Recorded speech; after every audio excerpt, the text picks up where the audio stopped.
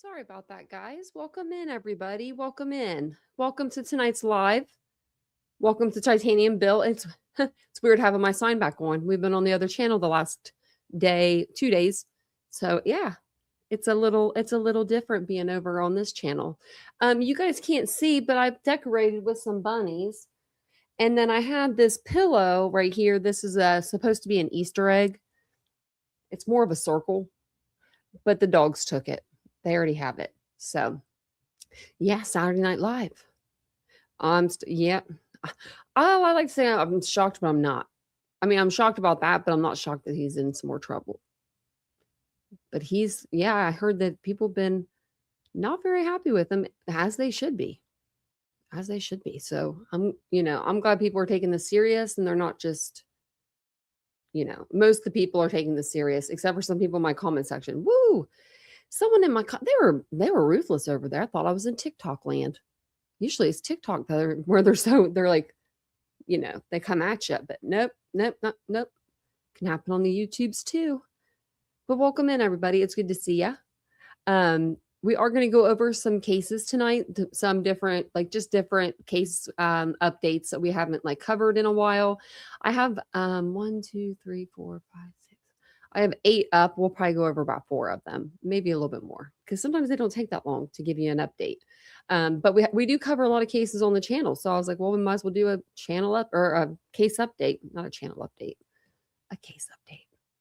So we will start. I'll actually start over here somewhere. And none of my tabs are where they need to be. Let's start with Ashley Buzzard. What has she been up to? Well, she hasn't been coming out of her jail cell, I'll tell you that. I can find so this is the one where she doesn't appear for the second time. She doesn't want to come out. She doesn't want to be seen, I guess. Handsome judge. Can't say that. Can't say he's not. But I thought I'd pull up this. There's a new picture of her, new motion delays. Progress in Buzzard child homicide case. And this came out March 18th, so this is pretty new. It says updated on March 19th. Look at her. She don't look like she's doing too good, She might probably misses her wigs. Maybe that's what it is. Because she doesn't miss her daughter. Allegedly. But the child homicide case of Ashley Lynn Buzzard was continued Wednesday during a short hearing as attorneys work through a newly filed defense motion that could affect what evidence is allowed in the case. The 6-minute proceeding, so short, took place in Santa Barbara County Superior Court in Lompoc before Judge Stephen Dunkel. Buzzard was physically present in the courtroom for the first time since January 21st. At the outset, Dunkel reminded those in the courtroom and on Zoom that no audio or video recording is permitted and that still photos cannot show Buzzard in restraints or include members of the audience. I wonder if someone's done something previous. The judge previously addressed concerns about members of the public shouting at Buzzard during earlier proceedings and ordered that such disruptions not occur. Yeah, you can't do that. Was JLR there? I mean, because he does like to yell at criminals, Buzzard 47, the irony. Buzzard 40 is charged with first-degree murder in the 2025 shooting death of her 9-year-old daughter, Melody Buzzard, during a cross-country trip. She has pled not guilty and remains in custody without bail. Public defender Erica Sutherland appeared on Buzzard's behalf, substituting for public defender Adrian Galvin. Oh, I wouldn't like that. Deputy District Attorney Jordan Lockley represented the prosecution. So her public defender wasn't available, so someone else stood in their place. I feel some type of way. Welcome in, everybody. Hey, Marybeth. Hey, Colleen. Welcome in, guys. I would feel some type of way about that. But I'm not a murderer, so allegedly. So it says during Wednesday's hearing, Sutherland said she filed a motion Tuesday seeking to challenge a search warrant tied to the case. Known as a motion to quash or traverse, the request asked the court to either invalidate the warrant entirely or review whether it was based on accurate and sufficient information. Prosecutors initially raised concerns about how the motion was filed, but then said they were no longer objecting provided the documents remained sealed. The filing includes materials related to search warrants that are already protected from public release. Okay, well, I guess we can't see them. The judge then raised a procedural question about timing, specifically whether the motion must be heard during the preliminary hearing where a judge determines if there's enough evidence for the case to proceed to trial or if it could be considered beforehand. Sutherland argued the motion can be heard in advance. Prosecutors did not take a firm position on timing during the brief exchange. Because the motion was only recently filed, Dunkel said he had not yet reviewed it and had scheduled a future hearing to address both the motion and the timing issue. You haven't read it. What recently? What do you mean recently filed? Like, what's recent to you, sir? I mean, Mr. Handsome Judge, because if this was filed like a couple days, you have a couple days to read. You can read it. You can read it. The case was continued to April 1st for that purpose. So, April Fools, what's going on with April 1st? Sorry, there's like, there we go. I had like a piece of hair from my head and my eyelashes. That wasn't cool. It says Lockie also noted she is beginning a separate jury trial in Santa Maria, expected to last several weeks, and requested scheduling flexibility. Buzzard verbally agreed in court to extend her right to a speedy preliminary hearing, a legal time limit that ensures cases move forward without unique delay or undue delay through the end of May. The extension allows additional time for the motion to be reviewed and argued before the preliminary hearing is set. I guess that's her stand-in attorney. I mean, she looks like she just does not want to be there. I mean, who would want to be in court? But, I mean, it's better than being in jail. At least you're up in the court for a minute. A little warmer up there. No lice and stuff. I mean, she's just, I don't even know what that, I don't even know what that would, means. Like, is that a I don't care pose? Is that a I don't want to be here? Is that a my neck hurts and just resting my head there? And do you guys think she kept the bangs out of her wig? I think she kind of did. I don't know. Her hair's growing out, though. Her hair's growing out pretty fast, actually, if you think about it. First time we saw her, remember, it was just little curls. She'd been in there for a minute. I guess these are all the pictures that we're getting because they're not letting filming going on. As long as, they said that they don't get the gallery or get her in restraints. Well, she's not in restraints when she walked in. She does look like she might have lost some weight. I don't know. She does look smaller.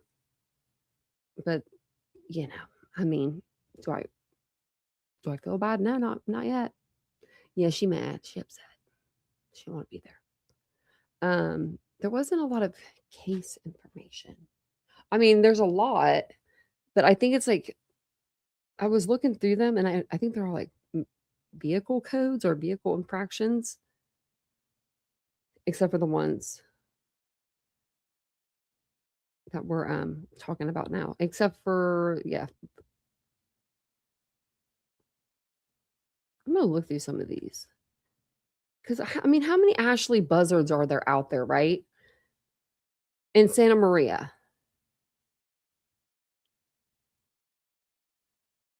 Because, I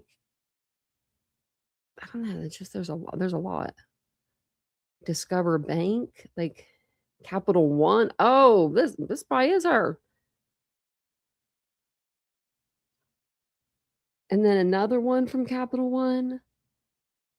Okay, so this is all the ones that are on here. I'm going to go through these one night, or we're going to go through all these one night. I'm going to go through and make sure they're all her. But I'm pretty sure that her middle name is Lynn, because this one is her and this one's her. These two up top, I checked those.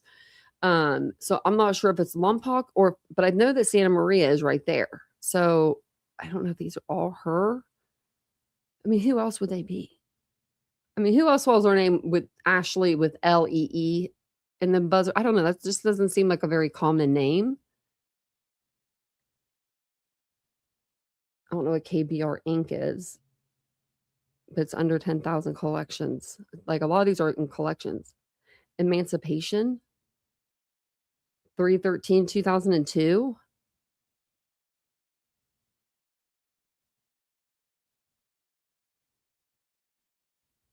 She was pro se. I mean,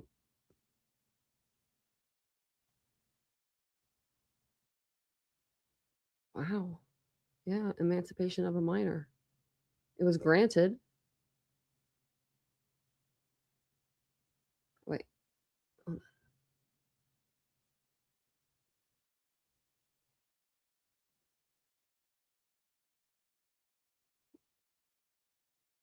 It looks like it was anyway. $199 granted. She got that amount. Wish they'd give us the documents. I don't see where you get the documents on here.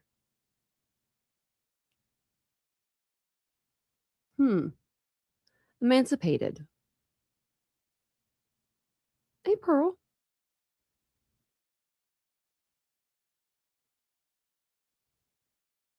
Oh my gosh, Casey, you're probably so tired. Hey, Ash. Welcome on in, everybody.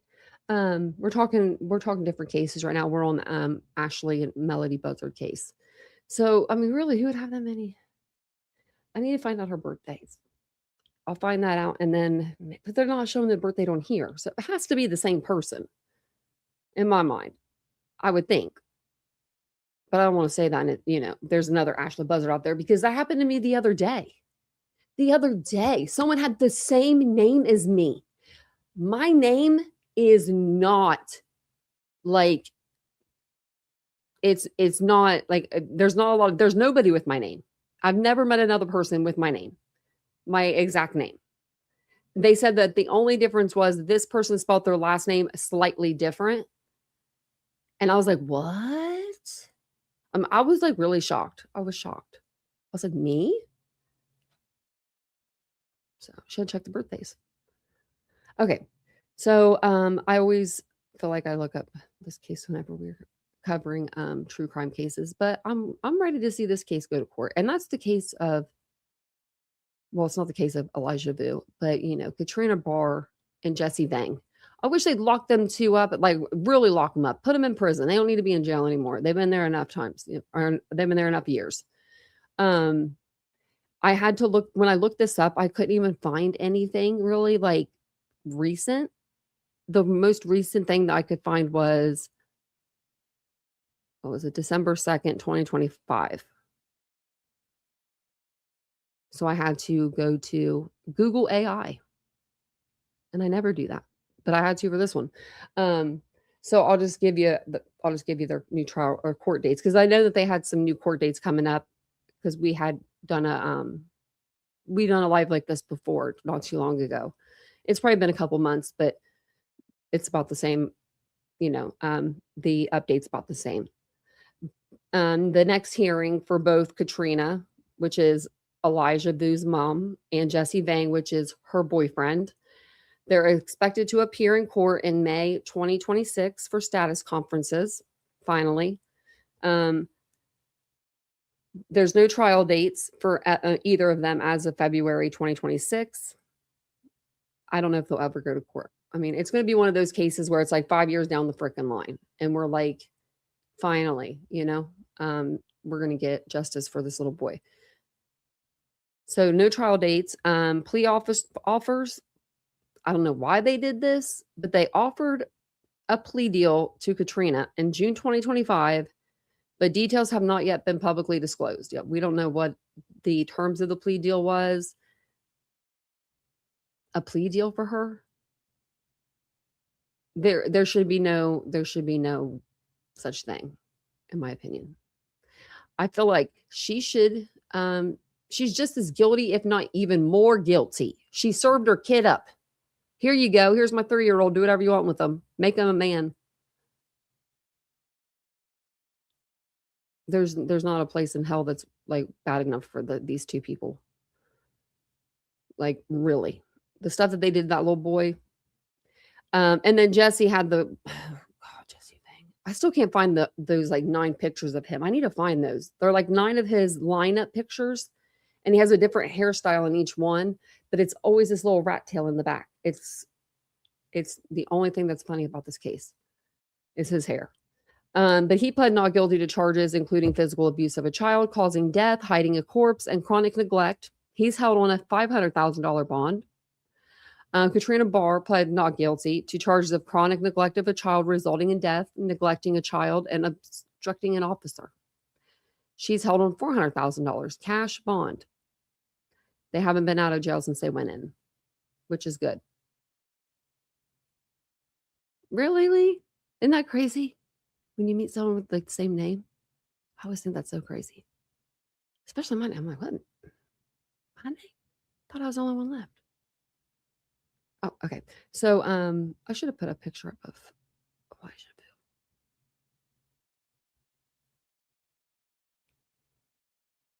Bill. Oh, that's so little. I don't know why it did me dirty like that.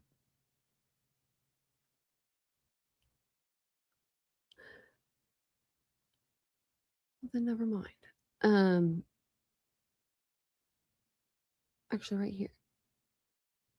I can just show this. That's this little picture there. Because that one is very little. So they both have pled not guilty. You're just wasting court's time. So the discovery is Elijah's remains were found by a hunter on a private property in Manitowoc County on September 7th, 2024. It was approximately 6 months after he went missing. They found his baby blanket that he had around his little neck that he wore in pictures. And they found that like down the road, but it was pretty far away from him. And to me, that's just like, you're just really, I mean, what else can you do to this little boy, right? You can't even lay him to rest because you killed him, but you can't even lay him there with his blanket. You took his blanket from him. Like, that's all I think about when I think about that blanket. Like, he had that blanket with him. You could tell he loved it in that picture. If you're going to, And another thing I just thought of. Oh, never mind. His kid would have been at school because he has an older kid that's like 13, 16, something like that. And he's autistic, I believe. I know he has something like that. I think it's autism. And he had to help him get ready for school. And he helped him get ready that day, but not Elijah. It's crazy. I know. He was the cutest. He was really cute. Such a cute kid. I can't wait for this trial. We will be streaming it every day. I hope that every day that we can see it. I mean, I hope that it's, I hope Core TV's on it. I hope Law and Crime. I hope all of them remember this case and they go back to it, and they're like, let's videotape this because I want to see 12 cameras in that courtroom like I saw in, Columbus from Michael McKee. Speaking of which, I didn't even pull him up.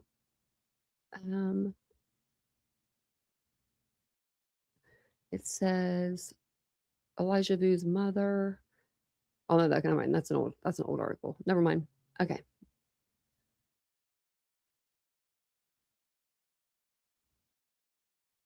There was another case I wanted to look up and I forgot which one was it.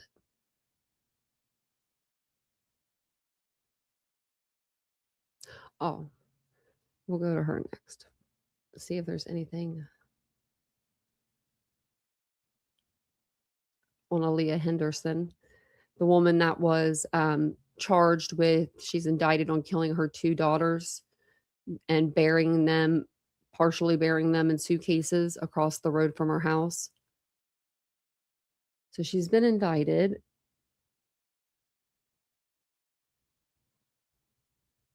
Okay, so that was a day ago. I want to see.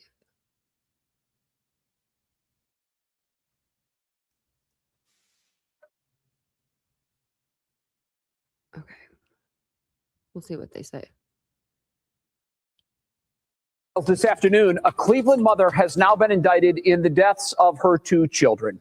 Aaliyah Henderson is now facing counts of aggravated murder and 6 counts of kidnapping, among other charges. She's accused of killing her 2 girls and burying them in suitcases on Cleveland's east side. Henderson was already arraigned in Cleveland Municipal Court earlier this month. She is currently being held on a $2 million bond. She'll be arraigned in Cuyahoga County Common Pleas Court at a later date. Wow.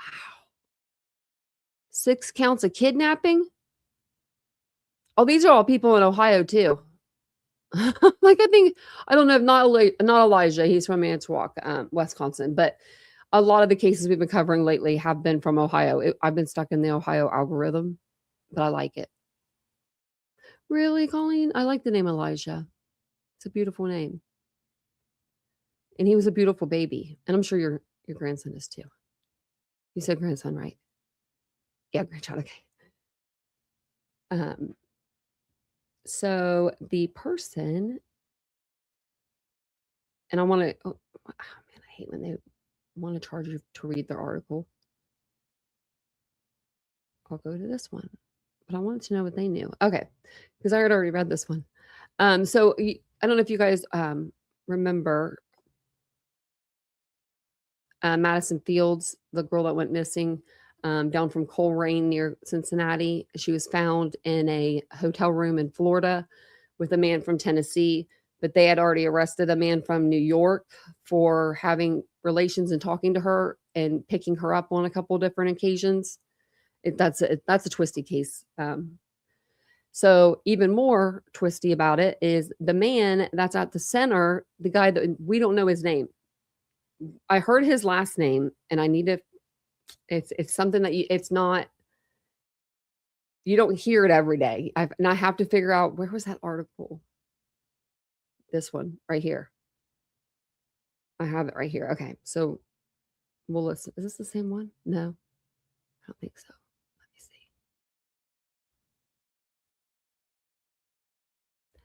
see. No, when was this one? March 19th. This one was from March 19th. So I'll play this one first and then we'll play the other one.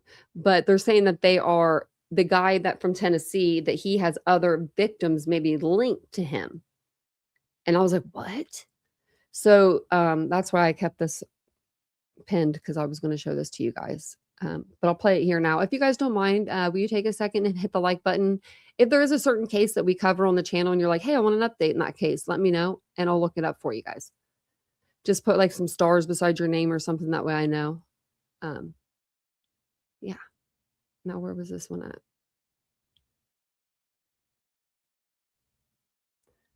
Jeez, oh, I've had it pinned. That's why. After a month-long, I think this is the same. It's like the same lady. It is. Okay. So I'm just going to unpin this and play it. Search, 16-year-old Madison Fields was found safe inside a hotel room in Putnam County, Florida. Now nearly a week after the FBI located the Colerain teen, a spokesperson in the Bureau's D.C. office is confirming new details about the man they say she was with. WLWT Investigates has learned his last name is Negron. The FBI has not released his Negron. Now, that's not a name that you hear very often. I'm just saying. His full identity, but confirms he is currently in an undisclosed location in Tennessee, where he is from.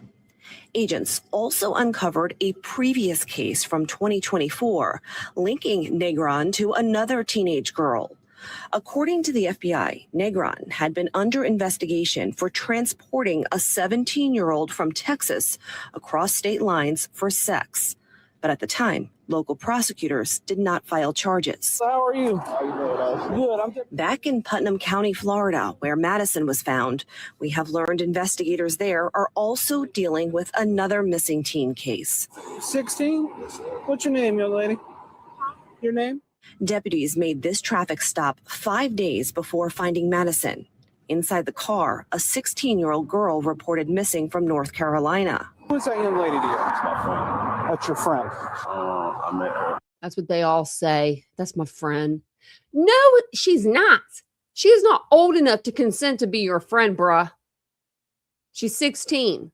And this cop, I mean, good for this cop. because a lot of cops may not ask. They may just assume that's his daughter or his sister, or do you know what I mean? Like, I'm good for this cop. In Charlotte. How old are you? You're 37 and you're friends with a 16-year-old girl? Joshua Now that guy's 37 and I'm 28. Okay. He'd be lying on his license. 37, my butt. McGrath was arrested and charged with interference in child custody and drug crimes. Investigators have not said if that case is in any way connected to Madison's. And getting back to Madison's disappearance, FBI Director Kash Patel did release a statement to me today saying, in part, our Cincinnati, Nashville, and Jacksonville field offices, working with local partners, as well as our incredible hostage rescue team, all did outstanding work in this case and no doubt saved lives. Reporting live tonight in Colerain Township, Karen Johnson, WLWT News 5. And Karen, these cases have so many layers to them. Do you know what kind of charges Negron is facing, and will he even be charged here? You know, I asked the FBI spokesperson that, and they're not commenting at this moment. I can tell you that they are still in the process of analyzing some of the evidence that was collected. They did do a search warrant at his home in Tennessee. I also know that the FBI has been in communication this week with the U.S. Attorney's Office out of the Cincinnati area. So I do expect charges to be filed eventually here in Southern Ohio. I got Karen Johnson reporting live for us there. So I guess we just got to wait it out and see who this, if that's the guy from Tennessee, or if that's just another missing persons case. That's what it looks like. I don't think that's the guy that they have from Tennessee per se, but was the guy Kyle Lawrence from New York working with the guy from Tennessee? Were they working together? I'm sure that there's interstates that go up and come down that, maybe what is it, 23? May, I don't know. I think it may. I know it's like a pipeline. Pearl. I know, I'm like, Kash Patel's here. I'm like, he'd really be putting himself out there. So the next thing I wanted to show you, this is weird. Okay, so this is weird. Do you remember how in the Caleb Flynn case and Ashley Flynn, we read over the documents and it said on there, and I should have pulled them up, but it said something to the effect of murder by killing of somebody or unborn child. And we all thought, well, I thought, because I can't speak for y'all, but I thought because she had been pregnant. I didn't know. When I looked it up under Ohio code the first time, it said, no, it wouldn't put that under that code. It would say, murder, of another human being, and it would list that the baby separate. Well, then I'm looking around and then I get all this different information. So then I hear that, then we saw on here, I checked, remember that night, the other night I checked, and it said that it could say that in Ohio. And I was like, well, okay. First website tells me, no, it won't say that. Second website says it could say that. Well, now all of a sudden I'm seeing articles like this one. I saw this today. This is from 2 days ago. I think we covered this 2 days ago. So now I'm not sure if she was or not. I didn't think that she was, because we read, can you when you put that down on court document, that she would be pregnant with child. I'm about to look that up. Actually, it's right here. Hold on. This is his jail one, I think. And then someone else was like, well, then he'd have more than one murder on there. And I'm like, well, he does now. He has 4. So could it be true that she was pregnant? That wouldn't, that would explain some stuff. But yeah, it just says here, American Idol alum Caleb Flynn indicted for murder of pregnant wife. I was like, what? And then also the Dayton Daily News, I believe it was. They ran it also, but you have to pay to subscribe for them. And I'm Dayton Daily News. I mean, I would probably get a lot of news. But it just says a former contestant on the reality TV series American Idol has been formally indicted on charges that he murdered his wife and unborn child. Let's get to the point where it's like, okay, so right here. After an extensive investigation, investigators said they believe that Caleb Flynn staged the burglary and killed the victim himself. Ashley Flynn was pregnant at the time of her death, and Caleb Flynn faces charges for the murder of the unborn child as well. Now, that could be because there are 4 counts on there. And I mean, that's, he's got murder. Oh, wait, I'm sorry. Actually, they dismissed these. So they dismissed the first 5 because they went ahead and they were tacking them back on down here. So aggravated murder, murder. So that's 4. Two felonious assaults, 3 tampering with evidence, and 2 intimidation of the victims at a crime scene. And that was, or like crime scene. I think there was something else too, but it was, I think those are for his daughters. I'm not sure, but that's what I'm thinking. And we knew that he was charged with these. We were just waiting on him to be charged. We saw this.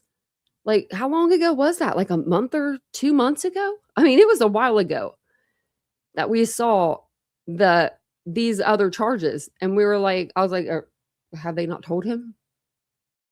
Like, because we know. Does he know? But his arrest date was on 3/19 at 8:38 in the morning. Or I'm sorry, 2/19. I don't know why I said 3/19. Arrest date. I don't know why. Yeah, it should be 2/19. That's weird.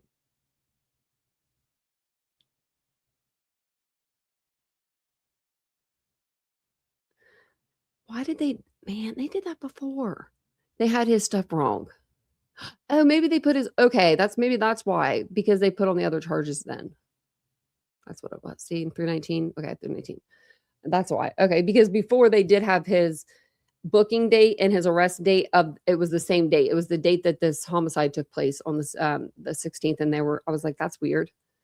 So they did fix that. Okay. So let's see. Caleb Flynn goes back to court now March 30th. It was supposed to be March 26th, but they changed the date because he now has all these other charges on his record, and they need to, I guess, go through the evidence that they have on him. I mean, that's what I'm assuming. They said they needed some more time. So this one's Flynn. We were on Madison. We're just doing like a couple few here and there. And then I did want to tell you more about Aaliyah Henderson's due date back from court. I forgot to tell you that at the end of when we were talking about the 2 little Cleveland girls. They were only 8 and 10. She's 28 years old. And I don't understand the other kid being there and being like, fine. I don't know if you guys saw, I posted the body cam of them arresting her. It was like 3 minutes, 4-minute video. And she says in there, if you hear her when she's coming outside under the blanket, like she's a celebrity or something, she says, I'm scared. That I was heated after I heard that. I was like, what did you just say? You're scared? What about your kids that you murdered, allegedly, and put across the street? I mean, it's just crazy. So then we have, we were talking about the case of Jimmy Gracie. The other day, we found out that they had found his body. I did a video on it, that they found his body in the water right there by the bar. The bar is right up by the water, and there is like a gate that goes around it, like one of those like wooden kind of like little gates. But apparently that didn't stop him from going in that direction. So it was saying, that at first it could be like drug related. They still, they still haven't done I don't think toxicology, but I think they have. They probably have it back. Maybe they might. I don't know. So the police may know that, and that's why they're like, it's definitely an accident, and he fell into the water. So, it's just, I still have questions. I still have like lingering questions. So police have concluded that the death of a 20-year-old University of Alabama student on holiday in Spain was an accident, citing footage showing him falling into the ocean the night he went missing. According to the newspaper El País, I don't know how to say that. Security camera footage from the early morning hours Tuesday showed James Paul Gracie walking alone towards the dock area at Port Olympic from before falling into the water without anyone stepping in. Okay, so he's walking alone towards the dock. Gracie, a junior studying accounting at the University of Alabama, had gone to the Shoko nightclub located at the water at Port Olympic on Monday night. He was last seen leaving the club with someone at approximately 3 a.m. Tuesday. His family declared him missing when he failed to return to the rental he was staying in. That's another thing. If he left with somebody, where did they go, like, separate ways?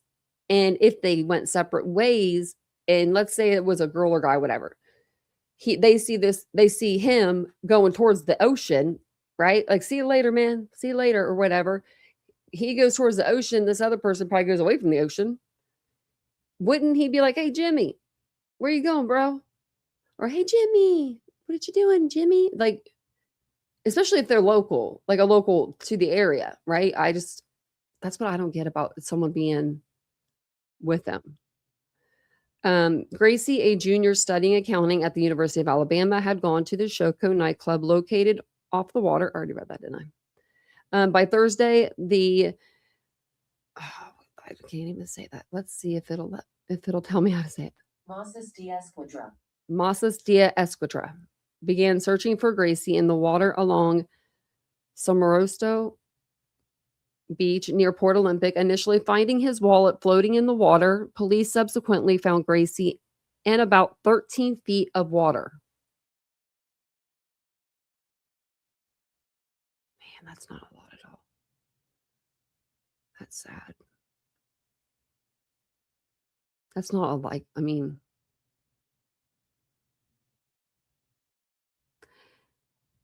when he went in, did he go in at 13 feet? Or did he go in at like 4 feet and he drifted out? I don't know. I wonder.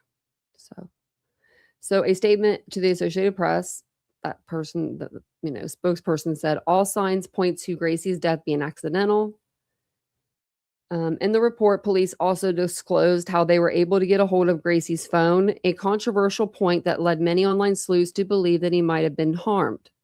Specifically, the Barcelona City Police had picked up a pickpocket in the area who claimed to have found a phone. Oh, damn. So someone picked his pocket at the bar, probably. Because that's where I put my phone, my back pocket, right? Oh, you dirty scoundrel. Now, I wonder, right? If he would have had his phone that night, would this have happened? Right? I just wonder. Because I wonder if he just made a right instead of a left out of the bar. He did a zing instead of a zag. I don't know. Especially if you're not used to, he was on vacation. It wasn't like he lived there, right? Wow. It says upon checking the contacts on the phone, probably called mom. I used to always call if people leave their phone, and this was before codes when I worked at this place. When I worked as a server, people would leave their phone all the time. I'm like, why are people leaving their phone? So I'd always call mom. Call mom in the contacts. There's always a mom usually. Usually. When I was, that age there was. So A pickpocket took his phone, and the Barcelona police discovered it belonged to Gracie. The officers do not know if the young man lost it or if it was stolen, but they believe it was unrelated to Gracie's subsequent fall in the sea. Yeah, maybe no. I guess we'll never know. Now, do I think that that pickpocket just found that phone? Hell no. He picked that pocket and got that phone. Originally from Elmhurst, Illinois, a suburb outside of Chicago, Gracie was set to fly back home Saturday. He was set to graduate from UA next year. The University of Alabama community is heartbroken to learn of the death of Jimmy Gracie. UA officials said in a statement Thursday, Jimmy's loss is deeply felt across our campus. Our condolences are with the Gracie family during this devastating time. Gracie's family has released the following statement. Our family is heartbroken as we confirm that Jimmy's body has been recovered in Barcelona. Jimmy was deeply loved. He was a deeply loved son, grandson, brother, nephew, cousin, and friend, and our family is struggling to come to terms with this unimaginable loss. He had a girlfriend too. Very pretty, very pretty. Very sad. We are profoundly grateful for this outpouring of love, support, and prayers from the people around the world. So many helped to share Jimmy's story and bring his life to light so that others may know him. We also sincerely appreciate the continued support and coordination of the local authorities and the U.S. consulate as we work to better understand the circumstances surrounding this tragedy. As we navigate this painful time, we kindly ask for privacy so that we can grieve together and begin to process his loss as a family. An autopsy is set to take place Friday at the Institute of Legal Medicine in Catalonia to determine how Gracie died. So what is it? It's actually Saturday or Sunday there now, right? Because they're 6 hours ahead of us. So it's like 1 a.m. there, 2 a.m, 4 a.m, something like that. I've never had a pickpocket, but I've seen it on like TV, but I have never like seen anybody actually do it like real life. But then again, I did see one. So this would, I'll give us a palate cleanser and tell a funny story. We were going to Philadelphia, and my mom, we had stopped at like one of those places along the what's it called? It's like one of those places along the tolls, like I don't know, the Ohio Turnpike. Yeah, Ohio Turnpike. So we're going there through the Ohio Turnpike, and my mom, we stopped to get like snacks and like go to the bathroom, and she sees this fake money, and it's like a roll of money, and her and my aunt are laughing about it, and she's like, wouldn't it be nice to have this much money? And they're laughing, and my mom's like, I'm gonna buy it. And my mom would never like buy something like that. It was just weird, but she's like, I'm gonna buy this. She bought it, she stuck it in her purse, and she forgot about it. So then we stopped, and we stopped at this place, and it had like games and stuff, and I wanted to play a game. Of course, I wanted to play a game. It was called Claw Game or something. So my mom sat her purse down for 2 seconds, turned away to put the quarters in for me. And there was these young, I guess like these young kids there. I don't remember what they look like, but I remember like the ending of the story. So there was these like young kids, I guess, around my mom. My mom said they were like kind of giggling and stuff. And she didn't understand why, like after a few minutes, right? So they leave, and my mom goes to grab something out of her purse, and she notices that money's missing. And her and my aunt knew exactly who took it at that point, and they lost it. They thought it was hilarious because they were like, they are going to be so mad when they find out that's fake money, because it was only like the first couple of bands were like, looked like real money, but you could tell it was fake money. I'm sure it was in the 90s. This was like 90s. I was so young. I was just a little tot. But yeah, my mom, she really showed them guys. She really did. I was like, go mom. But yeah, she told me the story like later on, like about the whole, like them laughing. And I remember them laughing in the car about something being funny and I not getting it. And then, but I don't remember the kids behind us because I was too busy playing the game. You know what I mean? So I was like, I just want to play the game, play the call game. So there's no court date for Aaliyah. She was indicted on 26 charges.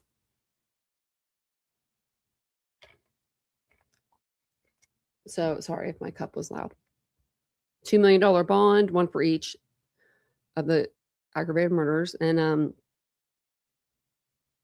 it says following the grand jury indictment, she will be arraigned. She's already been indicted. So she'll be arraigned in Chattahooga County Common Pleas Court, but the specific date has not been announced.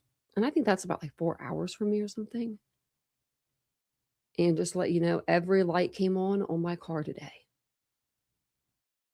And I was like, oh my God, I'm going to die. That's going to happen. Like, it was bad. There's still one. I don't know what's going on with it. I'm like, I don't know what's going on with it. We'll figure it out. So I'm going to dig into the Ashley Flynn stuff. I'm going to pull up the documents again next time I mean, I wish I would save everything to like my little folders like I'm supposed to, but I have ADHD. Like I'll sit here and I'll try to do I'm going to get myself organized. And I'm looking around. I'm like, oh, I could be doing this or that, or, you guys get like that? It's just me.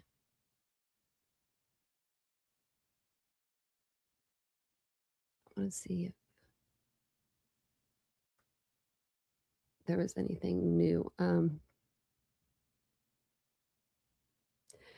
So Keon King, he's the suspect, charged with murdering 23-year-old Kata Scott. She left work one night right after going in for a shift, and then she was never seen again until, a couple of days later, they found her body partially in a partial grave, I guess. And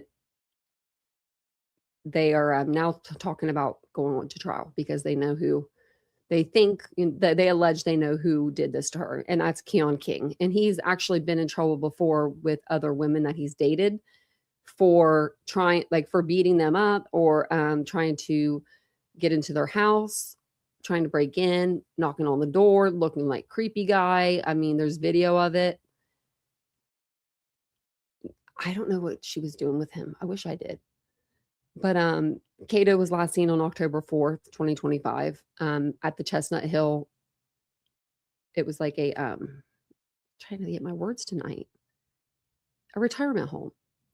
And that's where she worked. And she had just started working there a couple weeks before. So when she left that night, I kind of thought, well, maybe she left because people were being mean to her or pressuring her, I didn't think it would be this.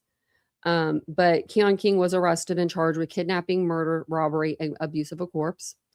Investigators used digital evidence, text messages, and surveillance video to link King to the crime. And we don't have a whole lot of information on him. I wonder when he's going back to court. Let's see.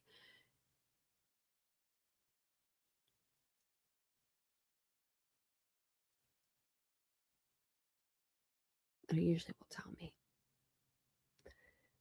So formal arraignment was on February 23rd, following a preliminary hearing on February 2nd. And then next court date, well, it was for February 23rd, 2026, but it says held for trial on all charges after a 5-hour preliminary hearing.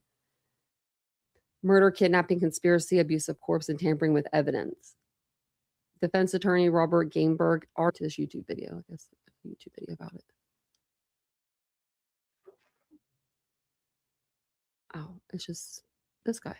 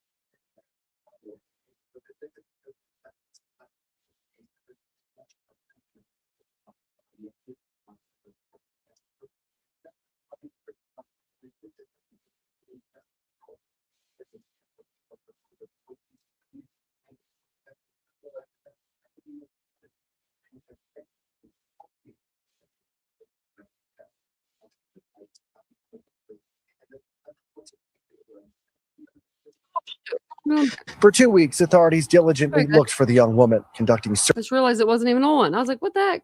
I don't know if you guys could even hear that. Sorry, guys.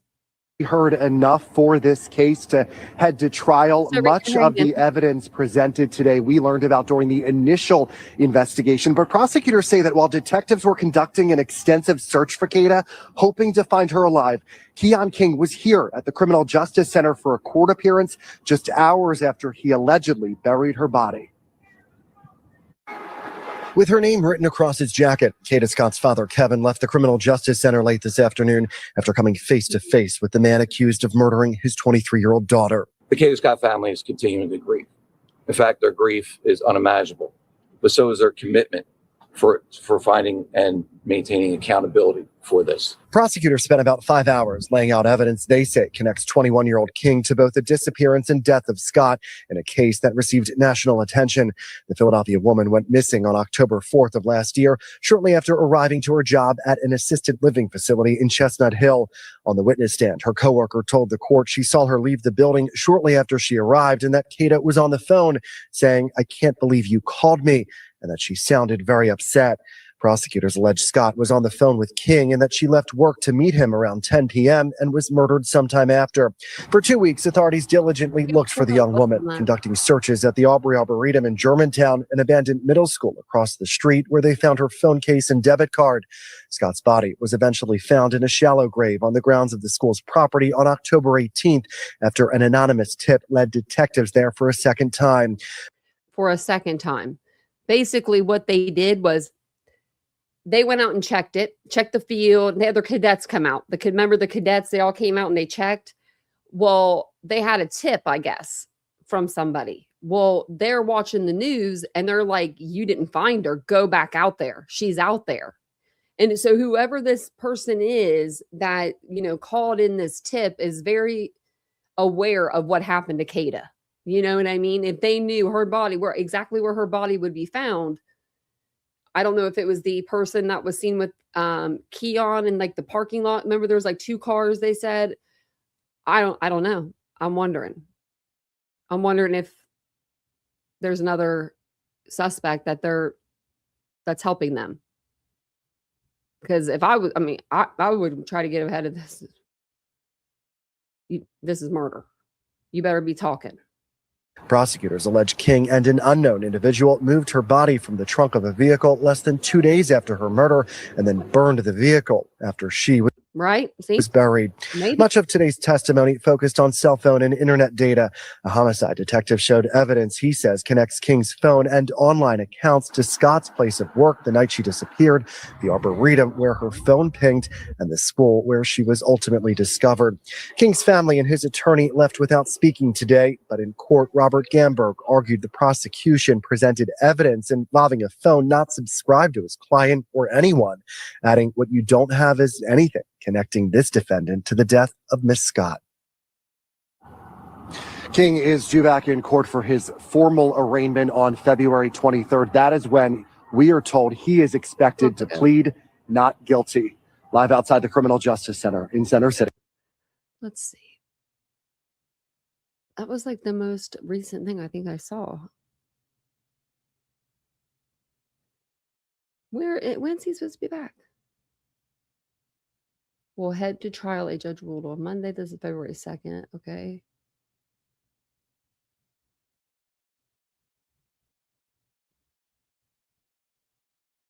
It's formal arraignment 23rd. That's where it's okay. Well, what about after the 23rd?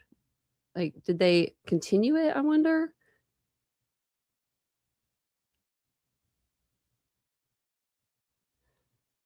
Let's see about this one.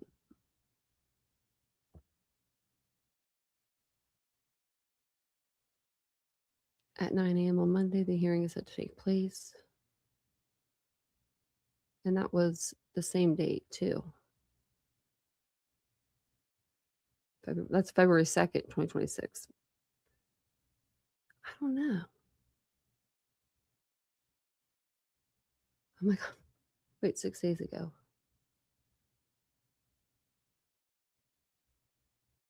Let's see. This is like, okay, never mind. I thought it was like going to show me someone's TikTok, but it showed me like all the TikToks. That's what we just watched. Okay, that's weird.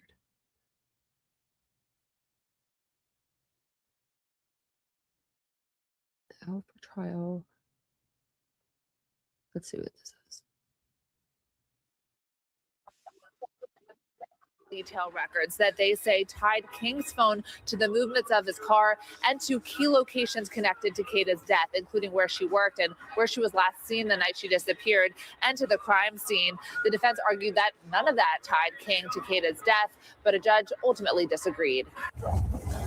After an emotional 5-hour preliminary hearing, 23-year-old Kata Scott's father and other family members left the courthouse without commenting after a judge ruled that her accused killer, Keon King, will head to trial on all charges.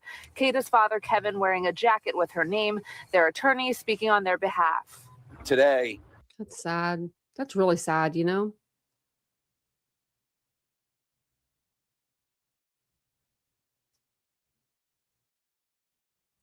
Oh, thanks, Lorna. They never charge others involved. I think that the other ones that they remember they had like a few people. I think that they're all two of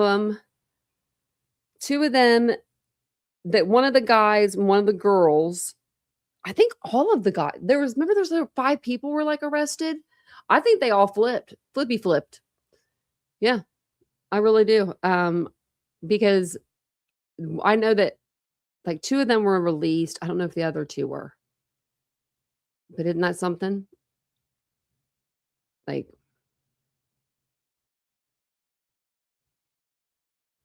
that's something. Oh, look at this.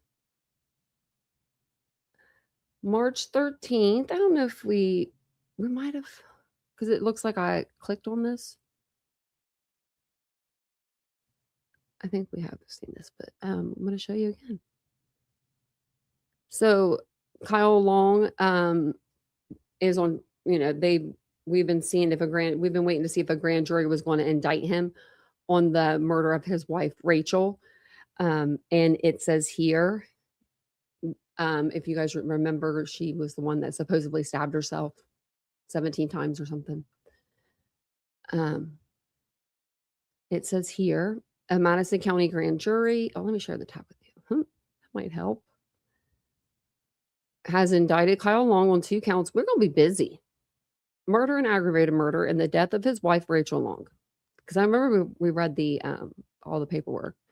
The indictment was handed down on Thursday, March 12th. Long is currently incarcerated at the Tri-County Regional Jail on $1.5 million bond. An arraignment has been scheduled for March 23rd at 9 a.m. in Madison County Court of Common Pleas. Long, 35, was arrested and charged with murder on March 4th after a months-long investigation into the death of Rachel Long, who owned a grooming business. According to the criminal complaint, Kyle Long called deputies on October 23rd, 2025, to report his wife had died by suicide. When deputies arrived, Kyle said his wife went into their bedroom while he was watching TV in another room. That's a lie. He said he was at his desk working. Kyle says he heard laughing and then screaming. When he checked on his wife, he alleges she was stabbing herself in the face and neck. Well, that's wrong because he said he was at the desk doing work. Maybe that was another, story he did, but I know that's what it said. In a 911 call, Long said, "My wife just stabbed herself. There's no pulse, blood all over the place." And he didn't try to do CPR. Like, she was even asking, "Do you want to try CPR? Do you want to try CPR? Do you want to try it?" Like, yeah, the 911 call was something else. He's accused of stabbing Rachel, his wife, to death. Long maintained that his wife committed suicide. Oops. When Kyle was interviewed a second time, detectives say he made statements that were not consistent with statements made on the day of the incident. Detectives also revealed evidence collected on the day of Rachel's death indicated where there was some sort of struggle between Rachel and Kyle, with the knife wounds found on his wife's hands appearing to be a result of self-defense. Ever since we responded to the residents up there, investigated this as suspicious from the beginning. Mr. Long was the only person in the residence, Madison County Sheriff John Swaney said. So there's that. If you're the only person in the house with her, you're the only, that's not a good look.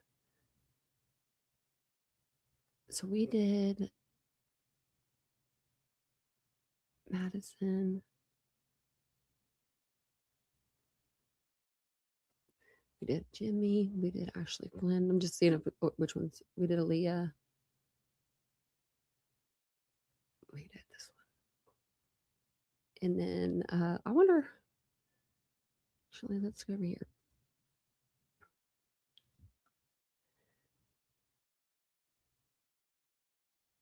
It says here.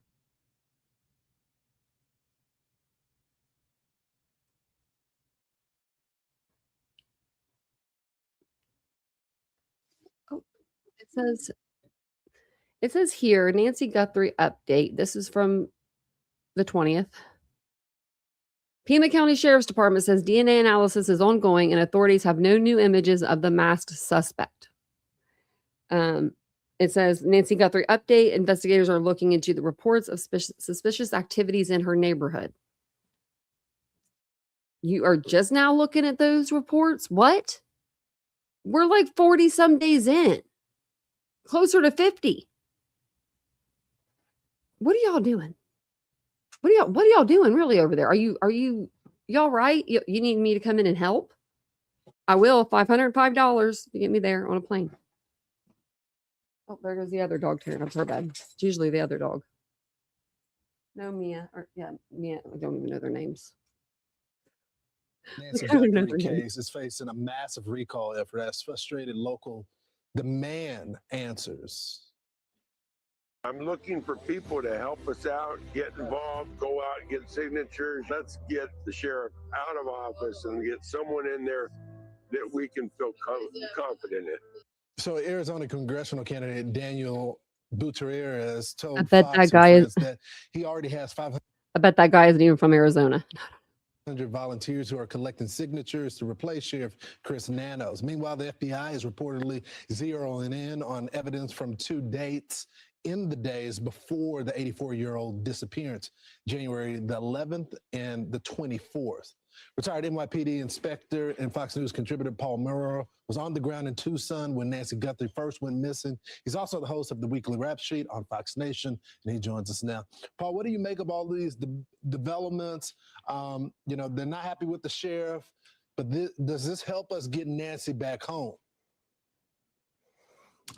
Well, I think the most hopeful thing, Lawrence, is the information about the 2 dates. Now, we don't know what that indicates, obviously, but the most hopeful read on it is that they're looking at somebody and they're trying to place that person or persons in the vicinity at that hour on those dates to see if, in fact, they can begin to work backwards from that.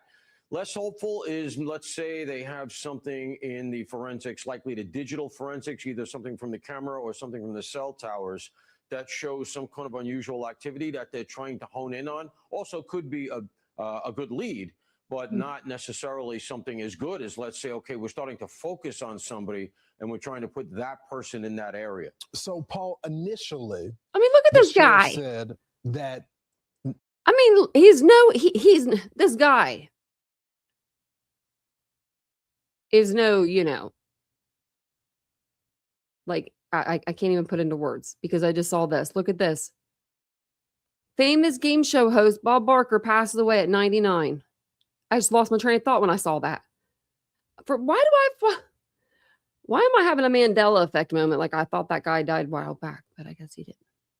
I really did think that Bob Barker died before now. But why do they have 2 new key dates? Well, I mean, why are we just not getting these? This makes no sense to me at all. This whole case. Nancy Guthrie wasn't targeted. He's now saying this. Let me turn up. We believe we know why he did this, and we believe that it was targeted, but we're not 100% sure of that. And so it'd be silly to tell people, yeah, don't worry about it. You're not his target. But you did. Think for a minute that because it happened to the Guthrie family, you're safe. What do you make of But you did say that on the first press conference when asked. that?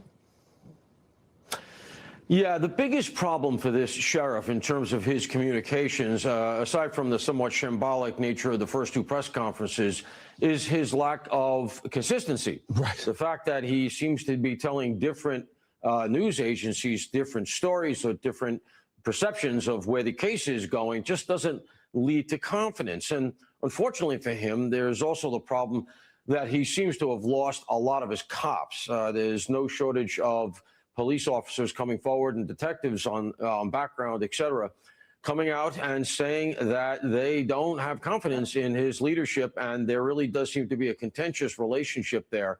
Once you've lost that, it's very, very difficult to get it back. Now, look, I want to be fair.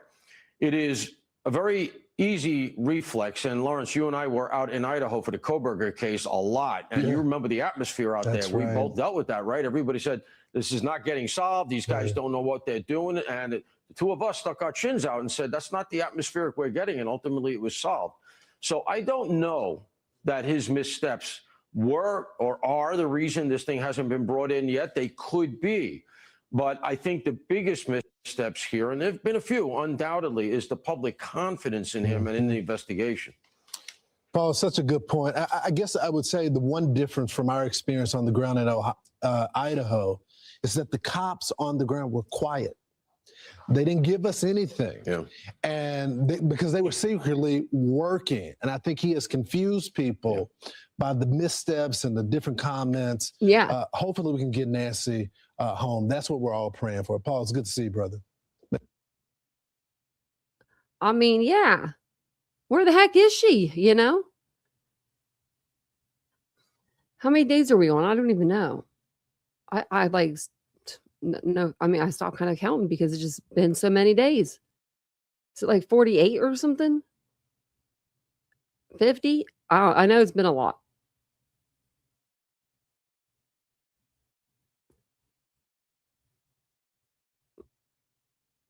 What? Okay, so 5 hours ago, it says the neighbor from a few doors down from Nancy Guthrie approached people sitting outside Nancy's last night because, yeah, I mean, that's creepy, and asked, and asked them to move. Well, yeah, she's going to run over them. She said Nancy isn't even here. And when she was asked more about this, she said she has been taken away. She is not here. She is far away. She was also asked why she didn't approve or provide footage of that night. Is this jail or? Okay, let's see. Let's see who's. Okay, let's see who this is, because we'll be able to tell by the voices, I'm sure. So this is that person coming up. They already have their cameras ready. Look at this. Why? Because a car is going by? I swear, if I lived in that neighborhood and somebody had their cell phone or their camera pointed at me when I was driving by, I would stop the car too. I would. That's creepy. Are they lighting your path home? Okay, God bless you. All I heard was God bless you. In front of your house. I'm gonna pray for you, man. We're gonna. Okay, can I ask you a question? And she just said, what if people were sitting out in front of your house every day? Like she's just like explaining herself. What if your mother was missing? Would you be upset that people were parked out here? Will you be upset? If your mother, looking for your mom? Juanita, please. If your mother was missing, wouldn't you want people out here concerned or looking for your mother? Missing right here. She what? She is not missing right here. What do you mean? She is not here. Where is she? Nancy's missing. Who knows that? Away from here? How do you know this? Because everyone knows that, you jackass. Everyone knows that she's not. Yeah, she's hiding in the walls. We're just trying to antagonize this woman. So where is she? She is far away from here. And you know this for a fact, right? How do you know? Be realistic, ma'am. I'm sorry for yelling at you, but be realistic. In front of your house. All right. It's very upsetting. We are upset about this. We're here every day. Yeah, you should be more upset about the woman that was abducted from her own house. That's what you should be more concerned about. She is allowed to feel that. This is disgusting. This woman is allowed to feel however she feels. This is her neighborhood too. And just because she didn't go missing or she doesn't know the Guthries, or she, you know what I mean? She's not stopping and giving flowers every day. Doesn't mean she didn't take her flowers down there and pay her respects, but she probably doesn't want these guys sitting outside in her neighborhood. That's creepy. It is creepy to me. Just imagine this. You're sitting on the ground like this in the dead of night, guys. There's not one street light. Not one. There's not a one. So they're sitting in the pitch black darkness.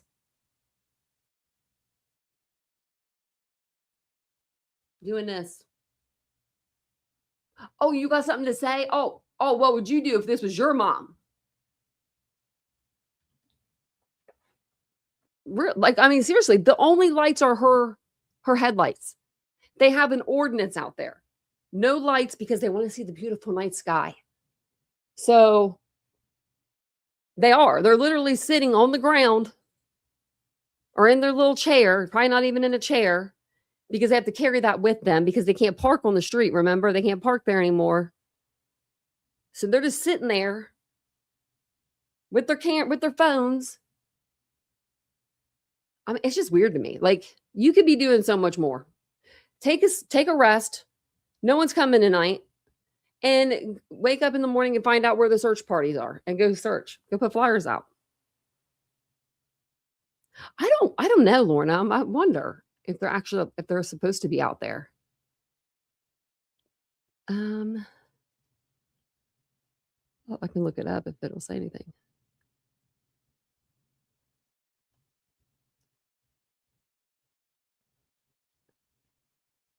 Because I mean, I don't think you can really like say no. I mean, you can.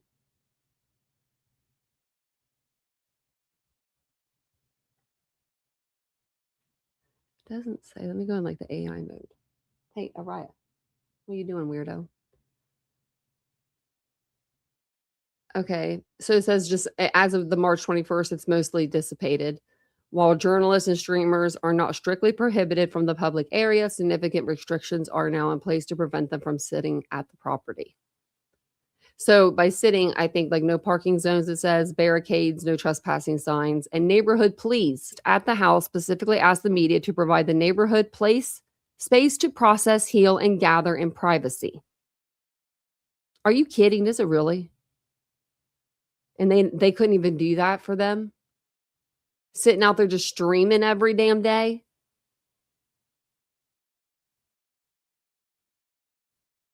Yeah, the no trespassing signs are up, but they're allowed to be on the other side of the road.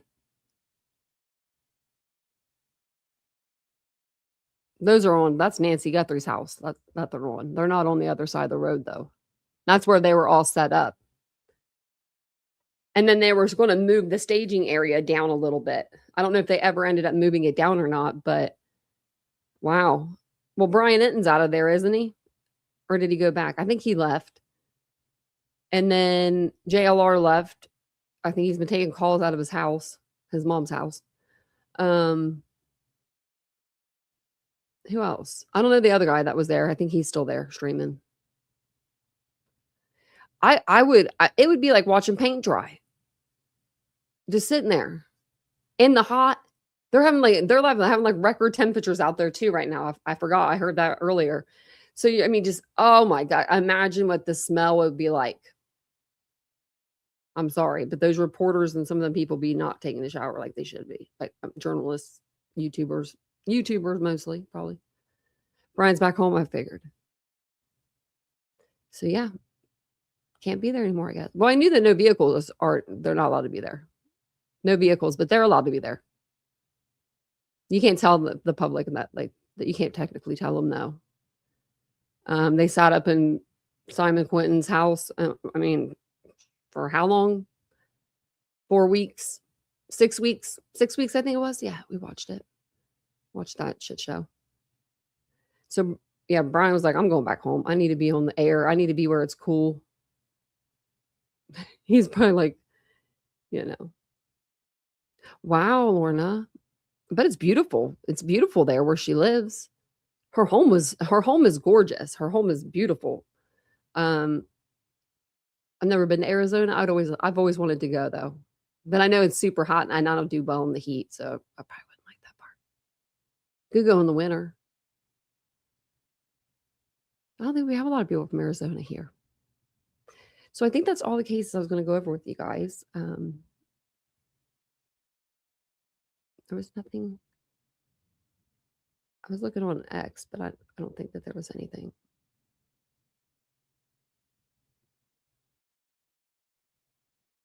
I did see something funny earlier. I should have saved it.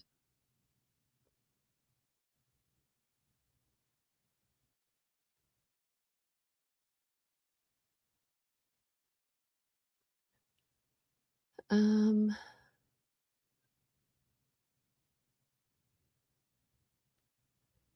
don't. Oh, there's more video of the meteor in Texas. I guess there was a meteor in Texas also. Were they just falling from the sky?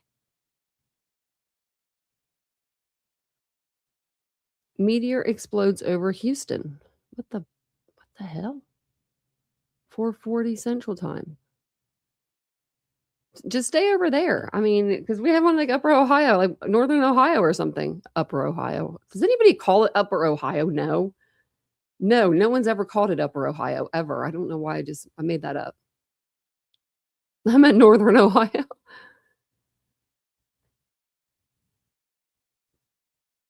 Well, good around October. See, that could be a good time for me because October is my birthday. My birthday month. Oh, my dog's back there snoring. Oh my God, she's cuddling with that pillow and she never does. It's the other dog that does. She's got her head around it. Oh my gosh.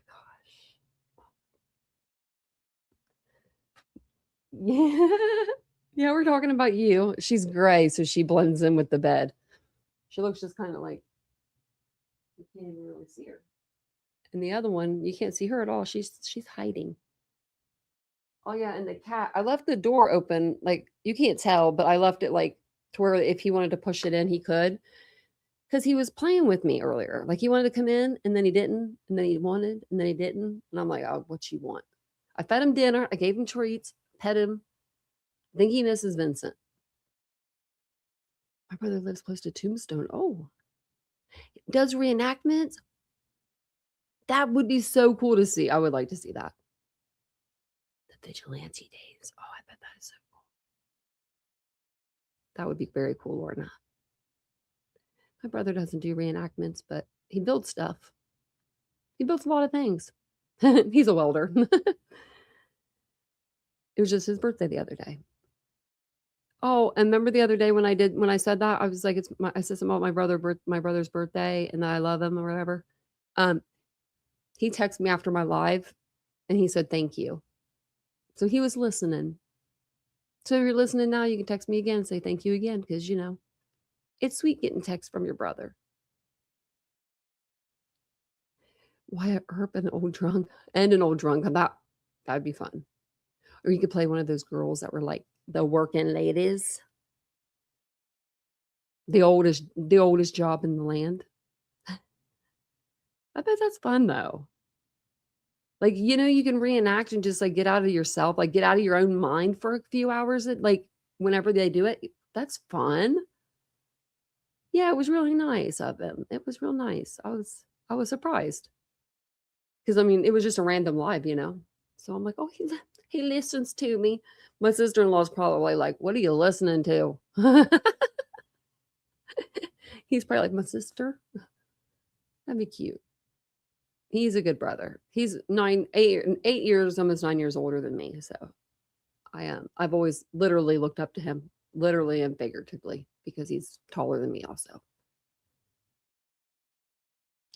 That's funny. For your wedding. Oh, I bet you that was cool. That's cool. My brother, if I ever do get married, I told him he has to walk me down the aisle. He has no choice. I said, we'll look great. And I'll finally be able to pick a cool song, because he wouldn't let me pick a cool song for his.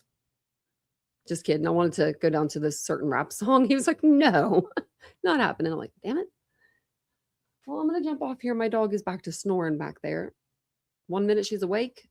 Next minute she's snoring. But I'll be on tomorrow sometime. I may be on the second channel throughout the day. Just make sure you're notified. And if not, I'll be over here and we'll talk about one of the cases that we have. We do have Michael McKee going to court April the 16th.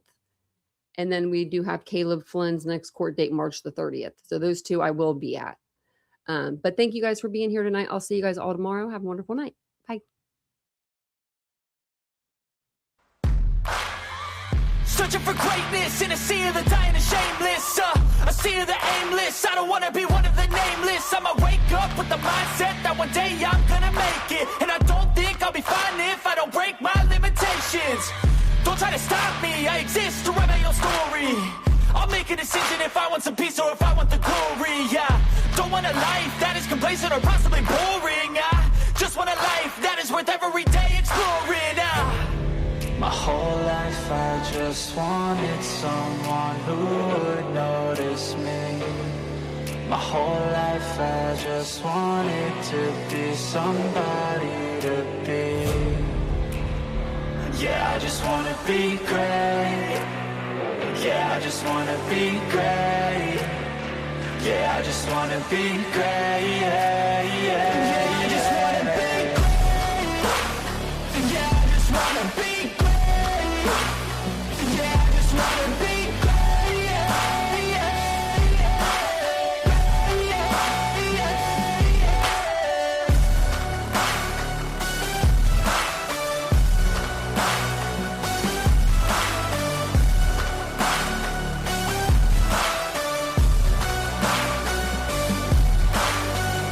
This is a statement to appreciate all that is vacant.